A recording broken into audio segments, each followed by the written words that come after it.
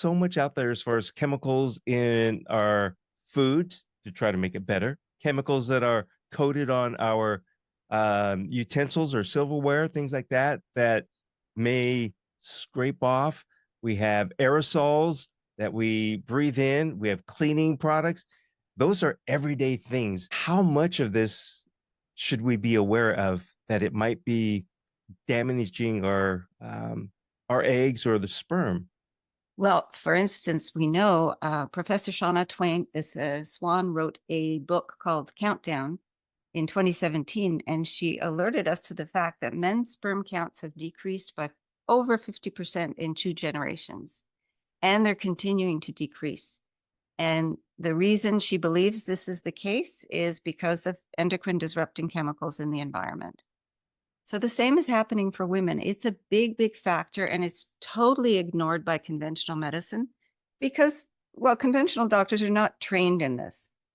This Mhm. is more of a naturopathic functional medicine approach to look at these chemicals as a problem and try to deal with. I was going to say yes, because you are really also into holistic medicine as well. And this is, like you're saying, your upcoming book is the natural way of extending the fertility of the women, the life of the eggs Absolutely. And the sperm.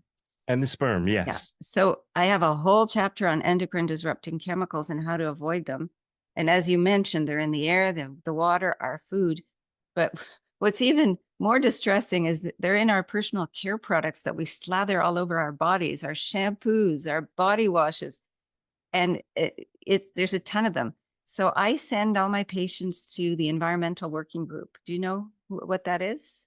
I do not. Okay, so this is an agent, a U.S. non-for-profit agency that informs people about pollution and how to try to live a healthy life despite it. So they offer a lot of interesting services. They have an app that you can download on your phone called the Healthy Living app, and you can scan products at the store like personal care products, cleaning products, everything. And it has a toxicity rating for them. So you can see if it's full of like high toxicity chemicals, you can substitute for something less toxic. And then slowly you clean up your environment. So that's one thing I really recommend. Okay. Pesticides are endocrine disrupting chemicals. And of course, our foods are full of pesticides. So the ideal thing would be to eat organic. It's an expensive option. So they do a list every year. I don't know if you've ever heard of the Dirty Dozen and the Clean 15. Does that sound Other than familiar? the movie Dirty Dozen, no, I have No, not. not the movie. So the Dirty Dozen are the dozen fruits and vegetables that have the most pesticides. They publish this list every year because it changes a little bit. So those are the ones you really want to buy organic. The Clean 15 have less pesticides, and you can get away with buying non-organic. Now, I've to say thank you first for letting us know this because that is, I think, really important and helpful. And I'm sorry for interrupting. so yeah, I mean, my contention is we all are surrounded by these chemicals, but we have to know how we can limit our exposure to them. We can't completely not be exposed because we wouldn't be able to live. They're everywhere. They also have guides on how to buy air filters and water filters and good quality ones. Something that they do in the United States, and I'm so sad that we don't have this in Canada because it's an American agency, is you can look up by your postal code in the US, anywhere in the US, what is in the municipal water supply. So my daughter actually moved to New Jersey a few years ago, and I looked up the tap water database, and I was horrified to see that there were 13 contaminants in her water that were high at higher levels than they should be.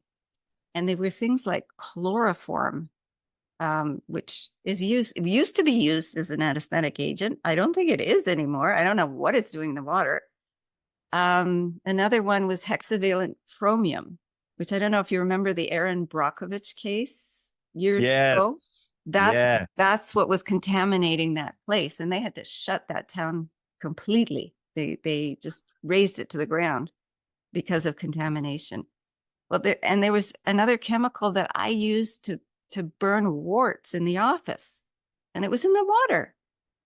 So I quickly ordered a reverse osmosis countertop filter and had it sent to her house. And then the next thing I did is I ordered a good HEPA filter for where she sleeps, because the air is full of particles as well that are affecting us. It's scary.